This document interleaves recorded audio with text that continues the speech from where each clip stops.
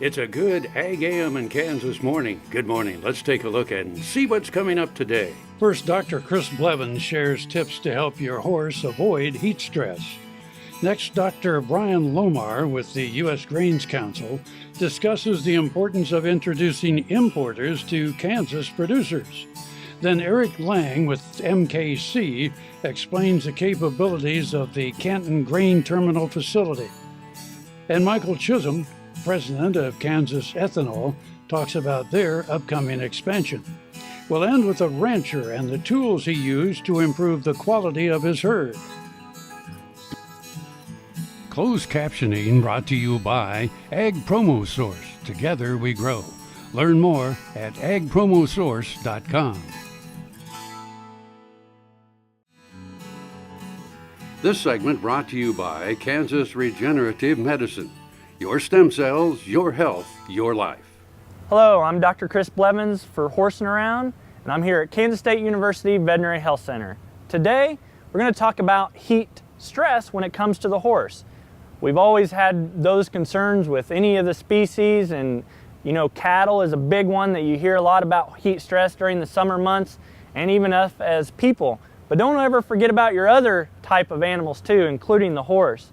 The horse does have a very good protective mechanism when it comes to heat, and that's sweat. Horses do sweat more than other species, very similar to us when it comes to heat and trying to cool themselves off. So sweating does help, but with humidity, sweating sometimes isn't helpful for the cooling aspect.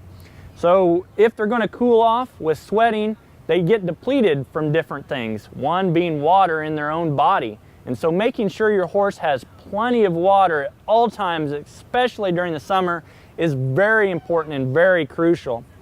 The other thing to remember that with sweat and what is in sweat is also salt. And sometimes some owners, they forget to have free access for your horse in salt blocks or some kind of a salt situation and in or the feed, or even just a block that's by water sources or in the barns. So don't forget about making sure that your horse has access to salt at all times. They might be like thinking that maybe they're not wanting to eat the salt or it goes very slow, or in some horses they'll go very rapidly. They'll even chew off parts of salt. It's all dependent on what they need. They will never really eat too much salt, especially if they have access to water during that same time frame. So again, those things are very crucial in making sure that you're protecting your horse from the heat, and the very thing that they can do for themselves is sweating, drinking plenty of water, and having access to salt. The other thing about horses, and with any of the species, is shade and breeze and airflow.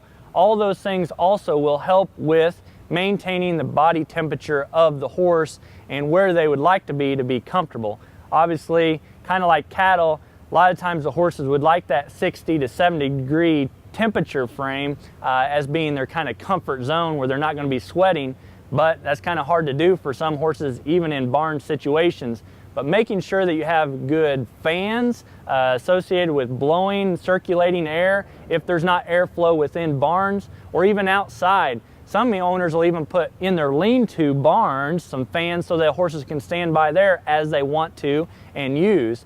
The fans are also beneficial for flies by blowing the flies actually off of the horse. And so again, another important realm or thing to think about when it comes to heat and even insects is airflow and fans associated with that onto your horse.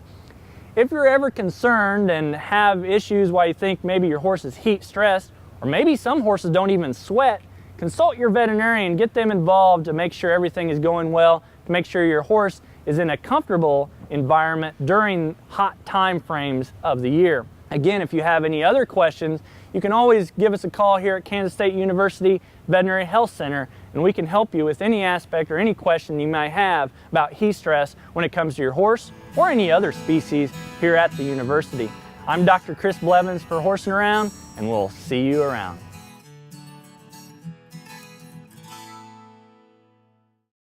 Next time you see a beautiful field of corn, reach out and thank the farmers who work tirelessly to raise corn for livestock feed, renewable fuels, and exports to feed a growing world population. The farmers on the Kansas Corn Commission work for Kansas Corn with grower-funded checkoff dollars that support foreign and domestic market development, research, promotion, and education to expand opportunities for Kansas farmers. To learn more, visit kscorn.com. Soil is the life of a farm, and for 25 years, SureCrop Liquid Crop Nutrition has helped growers produce abundant quality crops while preserving and improving the soils they steward. SureCrop offers complete soil and plant analysis with cropping recommendations, delivery direct to your on-farm storage, and quality crop nutrition custom blended for your field. Choose SureCrop for the assurance of excellence for your soil. Call today or visit their website for more information. Valley Vet Supply is devoted to providing information and professional quality products at reasonable prices. Valley Vet Supply. This segment brought to you by Kansas Wheat. Learn more at rediscoverwheat.org. Hi, this is Kyle Bauer. I got an opportunity to visit with Bryan Lohmar. He is the country director, China country director for U.S. Grains Council, and I'll say heading up a delegation that's traveling the state right now for grain sorghum. Is that fair to say? Fair to say. And tell us what you hope to accomplish. You have a number of these tours from time to time through the country. What you try to accomplish on these? Well, the main thing is to introduce importers to suppliers here in the United States and help them understand the marketing system here, other sources of demand, sometimes how sorghum is used here. It will depend somewhat on whether we have traders or whether we have end users, but in general, to become more familiar with the production and marketing system and use of sorghum in the United States so that they make better trading decisions. Does it also help to just see the countryside and see how the facilities work and help them understand what the grain goes through before they get here? Yeah, I think it does. When you're buying grain in China, you see the price and you see a contract with quality characteristics, and then you see the final product. But to really understand how that grain is produced and gets to the boat and gets to you is very useful for them to have a better understanding of what to expect and how they can improve the quality characteristics that they're looking for, and just overall make better trading decisions.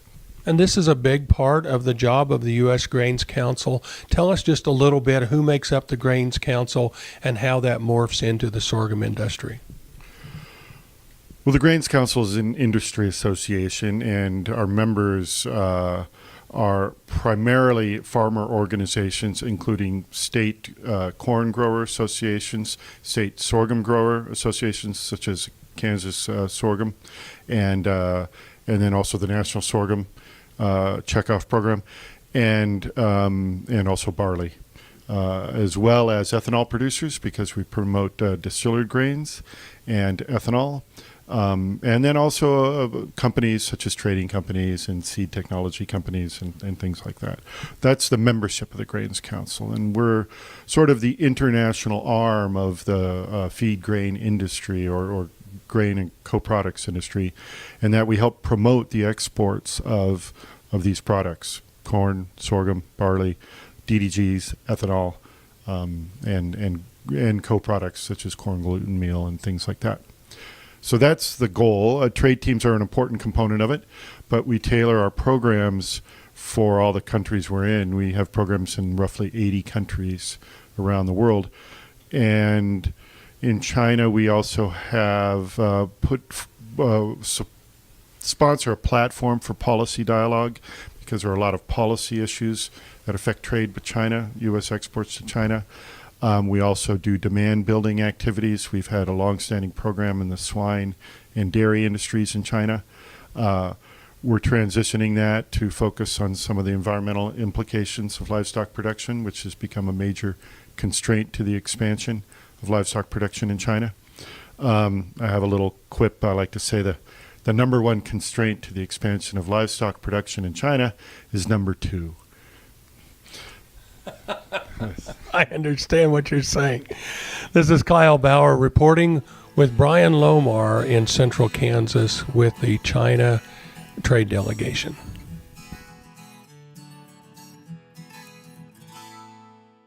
Ag Promo Source is a unique group of marketing specialists with one mission: help your ag business grow. Each affiliate has their own area of expertise, and they work together to bring you advice, products, and services. To get started, visit agpromosource.com. Ag Promo Source. Together we grow. Grain sorghum is one of the most important cereal crops worldwide, and Kansas leads the nation in its production. Over the years, sorghum has been either exported, used in animal feed domestically, or for other industrial uses. Recently, its use in the ethanol market has seen tremendous growth, with 30% of domestic sorghum typically going to ethanol production. Kansas Grain Sorghum is committed to sorghum research, market development, and education. Learn more at ksgrainsorghum.org. There's a lot of different ways of doing this woodwork, but all of it still takes both hands. He had been told that by the orthopedic specialist in Enid, Oklahoma, that they would have to fuse his thumb. And I said, no, cut it off, because I didn't want it sticking up. And I found out about the Kansas regenerative stem cell and went to Manhattan. We were so impressed with how royally we were treated the first time we came to Kansas Regenerative. We came in and he took out the stem cells. It took about an hour for him to process them before they put him back in my knees and my thumb. And we were out of here in about 4 hours and on our way back home. And I'm in here today to have my shoulders, my hips, and my back done. So I'll be able to go back to my sawmill, my shop, and do about anything I want to do. This segment brought to you by Sure Crop, liquid crop nutrition delivered right to your farm. Hi, this is Kyle Bauer. I have the opportunity to visit with Erik Lange. He's operations manager for MKC. We're near Canton, Kansas, and we are at their unit train loading terminal. I guess you would call it a terminal. I would call it a terminal. Yes. So this is a unit train loading terminal. We take grain from farmers. We take grain from other elevators, as well as other facilities owned by MKC and served by Team Marketing Alliance. The facility came online in about 2015. We loaded our first shuttle. We've been receiving grain. This would be our third wheat harvest this year in 2017. The facility itself is about 7.8 million bushels. We have the receiving capacity in the grain elevator of about 60,000 bushel an hour. And when we're using our ground piles outside, we add an additional 40,000 bushel per hour dumping capacity, so we can dump around 100,000 bushels an hour during wheat harvest or fall harvest. We typically dump, during a harvest day, we'll typically dump between 400 and 600 trucks a day, and average wait time is about 10 to 12 minutes during a wheat harvest. So it really is built with the capacities for the future. Many of the facilities in the state have not been able to keep up with the capacities that are out there. Yeah, as we looked throughout our trade territory of MKC, we quickly realized that we had a lot of country elevators that were falling behind combine capacities and just not keeping up with what our customers needed for harvesting speed. And so what we did was we said, okay, where would a good facility be in the center of a lot of those country facilities that we could take the pressure off the country facilities and build a facility that could hit global markets as well as dump a lot of customers really quickly. Loading unit trains, though, isn't just as simple as legging it up and dumping it in the train. In that handling, you have to provide a product that foreign purchaser in most cases is asking for, so that means blending. Yeah, so this facility was built with a lot of blending in mind. Being in wheat country, it wasn't just blending corn or beans, it was blending wheat. The difficulty there is a lot of times proteins and hitting protein specifications of an end user or a foreign user. And this facility was built with a lot of smaller bins as well as a lot of bigger bins so that we could segregate that grain coming in to make sure that we hit that 12O protein or whatever the end user is needing at the end when we ship it back out. So you ship all four grains out of this facility? We do. We do corn, wheat, beans, and sorghum out of this facility. The fall harvest has got to be a lot more complicated with the three grains, even four, because you'd still be shipping wheat then. Yeah, it gets a little bit more complicated, and it takes a little bit of finagling in the elevator to make sure we have the right space at the right times. The difficult years are when you get 3 commodities coming at you from the farmer, and then you might have a wheat train to load at the same time. But the facility was designed with 3 separate pits, so we can be doing 3 separate grains at the same time, each at about 20,000 bushel an hour. So we will have a little bit of wait time sometimes during fall harvest, but usually we can get trucks right in and out. For loading a train, how many personnel does that take and how long? We typically have 8 personnel on site to load a train. And it takes us about 8 hours to physically load the train. It'll take 30 minutes to an hour on either side of that train to get things ready and then to get the cars sealed back up and ready to ship back out. But typical train is between 8 hours to 9 hours. And a wheat train, that'll be around 400,000 bushel, maybe a little bit more corn, soybeans, and milo on a train. But that 400 to 440,000 bushels in 8 hours is what we typically do. We're talking to Erik Lange. He's operations manager for MKC. We're near Canton, Kansas. This is Kyle Bauer reporting.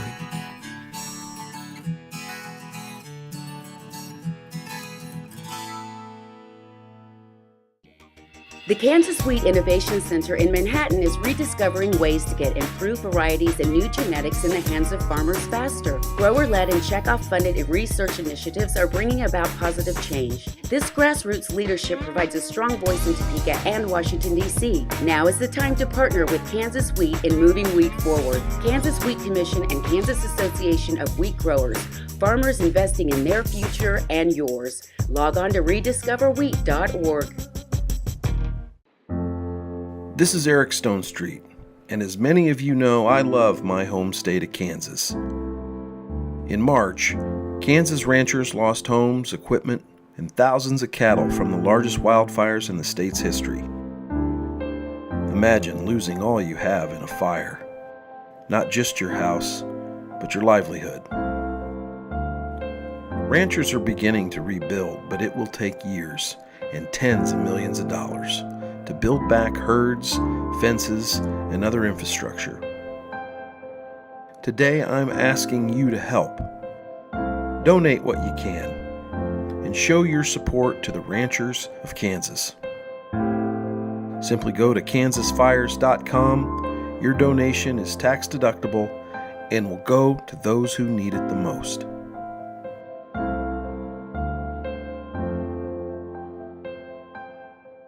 This segment brought to you by Kansas Corn. Learn more at kscorn.com. Hi, this is Kyle Bauer. I have the opportunity to visit with Michael Chisam. He's president and CEO of Kansas Ethanol near Lyons, Kansas. Got an opportunity to go through your plant today, and it's really quite fascinating. Before we start on how the process works, I see a lot of construction going on around here. You're expanding. We are expanding the process. We're adding some grain storage, and we are also expanding our ethanol production capabilities. Well, you run 24 hours a day, 7 days a week, 365 days a year. Currently, your capacities are about what? We produce about 65 million gallons per year of fuel-grade ethanol, and we'll be expanding that to approximately 80 million gallons a year, and we process about 65,000 bushels per day. And that includes both grain sorghum and corn? That is a combination of those two grains, that is correct. About what are those ratios of grain sorghum to corn? Right now, due to the decreasing availability of sorghum, we're grinding 60% corn and 40% milo. During the majority of the year, we're up around 70 to 80% grain sorghum. And of course, Kansas is a grain sorghum state. The reason you do that is availability and price? That is correct. But by including grain sorghum, one of your major products you sell is distiller's grain, and that comes out the other end of your plant. Does changing that ratio affect the ability to market your distiller's grain? No, we have a close relationship with the cattle feedlot owners that we supply, and we typically will inform them of any grain changes that we're going to make ahead of time so they can adjust their rations. You have 3 different ways you sell distiller's grain. We do. Most of our distiller's grains leave the facility in the wet form, which is about 65% moisture. All of that is going to local feedlots. We do dry some of our distiller's grains, reducing that moisture content down to about 10 or 11%. that also can be used in feedlots, but it can obviously be transported further away to feedlots, typically in the Texas Panhandle or slightly out of our region. We also take our dried distillers grains and run it through an extrusion process to produce a pellet, or what they call in the industry a range cube, and that is marketed to our to the range cattle folks. And we also produce a 200-pound tub, which can be used for the same purpose. That product is a bit unique to your plant. It is unique. There aren't very many facilities that actually take the dried distillers grain and produce the pellets and tubs that we produce. There are several people that will increase the bulk density by running it through a pellet mill, but typically that is strictly for bulk density and for shipping purposes, typically overseas. The quality of the pellet isn't that great. With our extrusion process, the production rate is slower, but we produce a high quality pellet that has very few fines, and our customers are quite happy with the product and the performance that they get with their cattle. We're visiting with Michael Chisam. He's president and CEO of Kansas Ethanol. We're at Lyons, Kansas. This is Kyle Bauer reporting.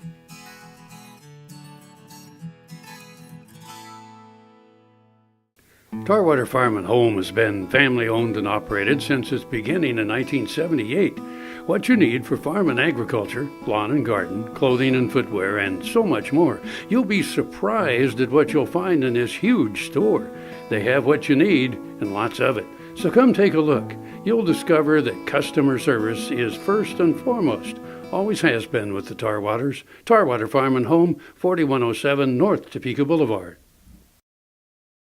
Hello friends, I'm Ernie Rodina. And I'm Dawn Dawson with the Better Horses Radio Show. For over 9 years, we've been bringing the Better Horses Radio Show to markets all across the Midwest. We talk about God, lots about horses. We talk about cows, we talk about horse health, we talk to top trainers, and we even talk about Roy Rogers. We are having a blast with Better Horses Radio Show and would love to take it to a market near you. So visit our website at betterhorsesradio.com and let us or your local radio station know you'd like to hear it in your area. The Better Horses Radio Show is unbelievable. This segment brought to you by Kansas Soybean Commission. Progress powered by Kansas farmers.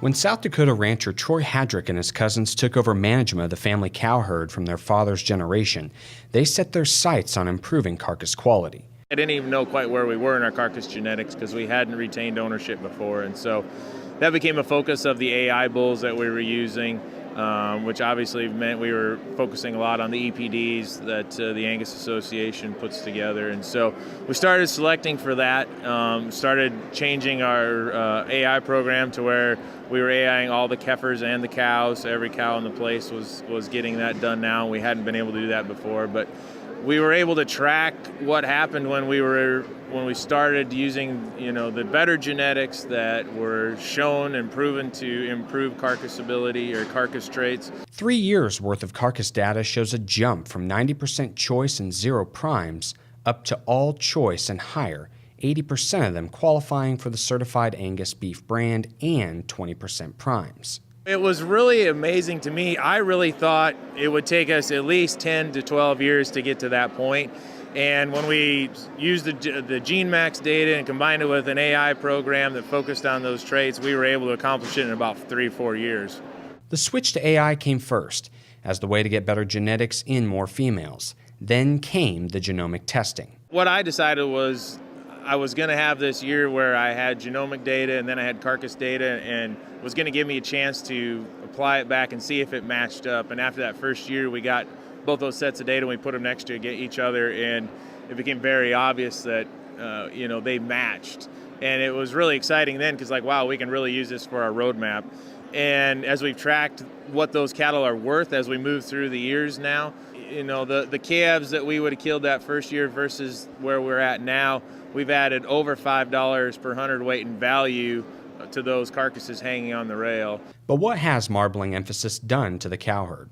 Hadrick keeps track of pregnancy rate, mature size, and other measures too. All of the numbers tell us that we haven't really given anything up, but the traits that pay us a lot more at the end, which is marbling, have increased a lot. And so we've made our cattle more valuable by using these technologies. Seeing how it pays, the long-term cow herd goal is to get as many CABs and primes as possible. I'm Clint Mefford. Closed captioning brought to you by Ag Promo Source. Together we grow. Learn more at agpromosource.com.